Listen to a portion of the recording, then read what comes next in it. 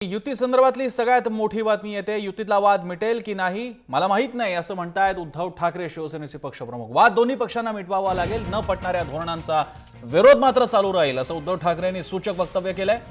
मात्र युती राहील की नाही हे माहित नाही असं विधान करून उद्धव ठाकरेंनी भाजपला मात्र चांगलीच फटकार लगावली।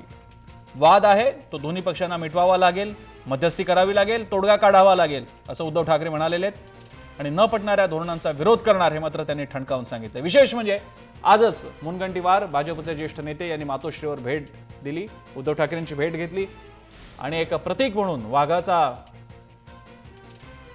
पुतळा सुद्धा भेट म्हणून सादर करण्यात आला। मात्र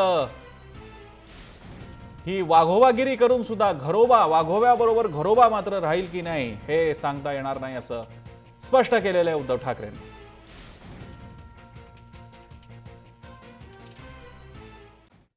नाही, युतीतला वाद हा चालेल न चालेल हा दोन्ही पक्षांवरती अवलंबून राहील, पण राज्यासाठी जे काही चांगलं आहे त्याला मी कधीही आडकाठी केलेली नाही आणि म्हणूनच मला असं वाटतं की सुधीर भाऊ जे कार्यक्रम घेऊन आलेले आहेत त्यांना केवळ मीच नाही तर संपूर्ण जनतेने सहकार्य करावं अशीच माझी इच्छा आहे। उद्धव ठाकरे यांनी स्पष्टपणे म्हटलेलं आहे की वाद राहील नाही राहील माहीत नाही, मात्र दोन्ही पक्षांना त्यासाठी एकत्र यावं लागेल। एक प्रकारे त्यांनी भाजपला सूचक इशारा दिलेला आहे की एकेरी माघार, एकाच बाजूची एकतर्फी माघार होणार नाही, शिवसेना झुकणार नाही। मात्र आज मुनगंटीवार यांनी मातोश्रीवरची दिलेली ही भेट खूप काही सांगून जाणारी आहे। भाजपने नमतं घेतलेलं आहे हे स्पष्ट झालेलं आहे।